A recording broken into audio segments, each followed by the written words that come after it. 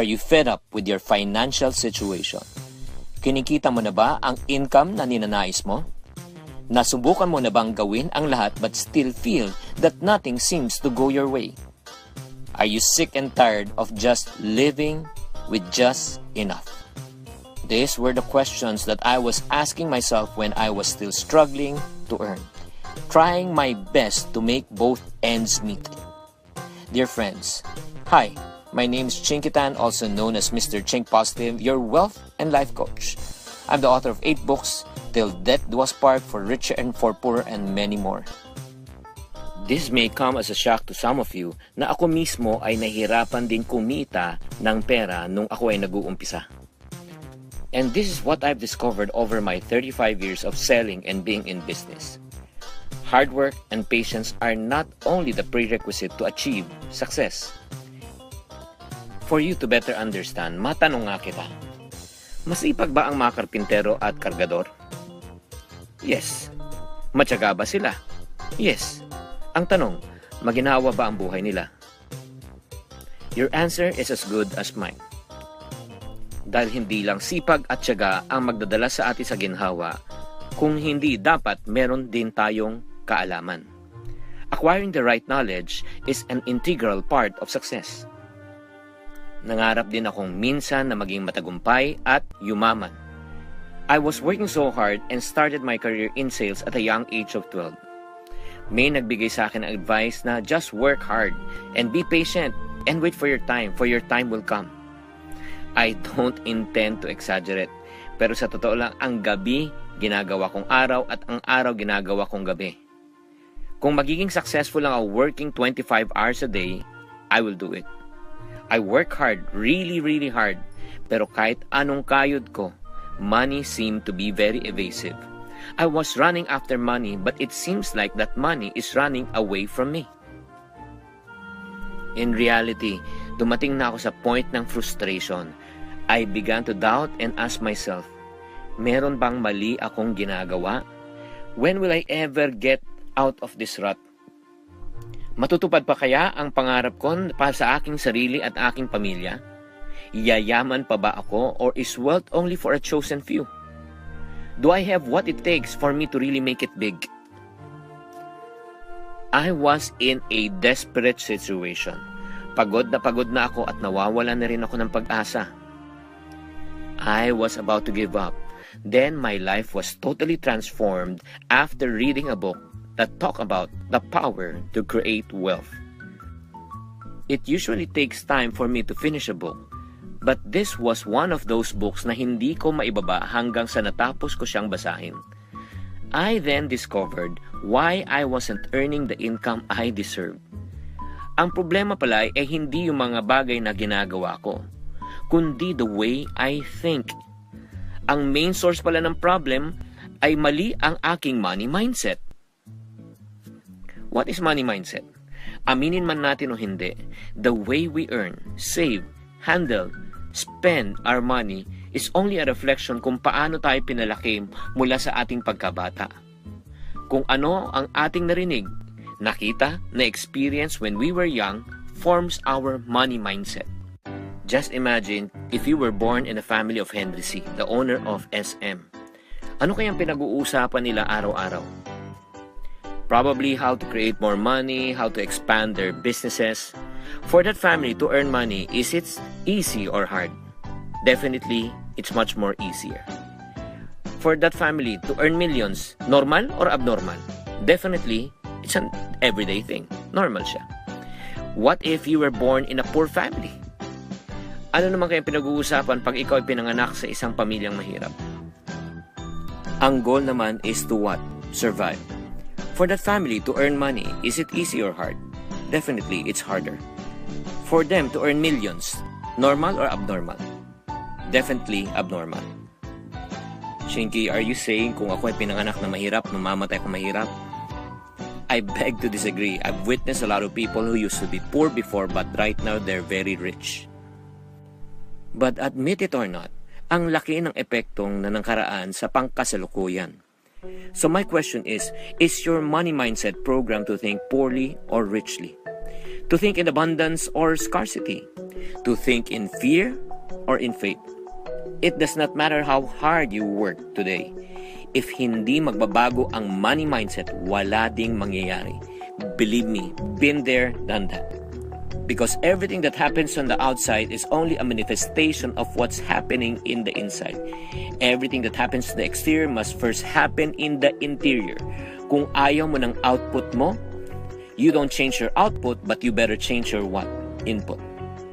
If you want to succeed, seriously succeed, you need to reprogram your money mindset. You need to understand kung paano mag-isip ang mga rich and how they run their daily affairs. You need to unlearn and relearn new habits para makakuha ng different result. You need to change how you create, handle, and spend your money. Matapos kong ma-realize ang mga bagay na ito, nagsimula akong i-apply ang proven and tested methods of creating and growing wealth. My financial life dramatically changed. It helped me produce immediate results na gusto kong ma-achieve. Only after a few weeks of applying these principles, I was able to create a breakthrough income. From an average income of 15,000 per month, it became 25,000. From 25, it became 50,000. From 50, it became 100,000. And then it never stopped. Napakasaya ko. Shocked and surprised na ganun lang pala kasimple yun. Years of struggling and hard work now finally paid off. Para siyang kandado na nabuksan ng isang mahiwagang susi. This is what I personally noticed.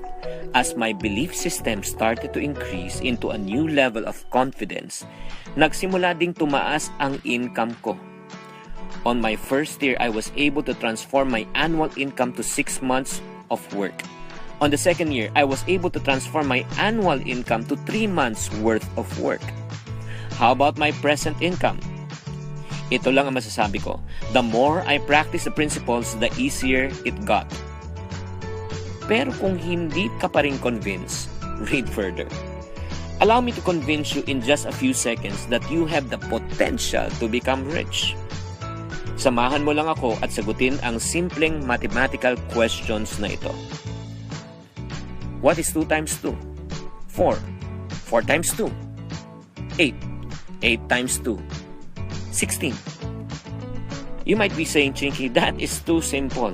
Kahit grade 1 student, kayang-kayang sagutin ito. That is my point. It does not matter if you are young or old, poor or rich, finish your schooling or not, as long as alam mo ang sistema ng multiplication, you can get the same answer and result. Ngayon, isipin mo itong mabuti. Kung alam mo ang sistema ng mga mayayaman at susundin ang sistemang yon, will you get the same answer or result? The answer will be definitely a big yes. Noong natutunan ko at na-apply ko ngayon ang mga winning principles, it completely transformed my financial life. Yung dating hirap na kumita ngayon, guminhawa na ang buhay. Yung dating hindi maka-order ng maayos sa restaurant ay nakakain na ng maayos. Yung dating nabubuhay sa financial stress, ngayon may financial peace na. Yung dati kong kinikita sa loob ng isang buwan ay kaya palang kitain sa isang araw. Pwede pala yun at hindi imposible. At kung gusto mong matutunan kung ano ang na-experience ko, I want to invite you to my whole day program entitled Developing the Millionaire Mindset. Once you attend, you will learn the following principles. What is preventing you from earning the income you really want and truly deserve? Second, how are money mindsets formed? Third, who are the ones programming our money mindset? Next question, is your money mindset programmed to think poorly or richly? How to reprogram your money mindset for success? Ito yung one of my favorite. Discover the 5 classes of people. And what do the rich, the middle class, the poor, what do they talk about? How do the rich, middle class, poor people handle and plan their money? Understand the 97-3 principle of the rich.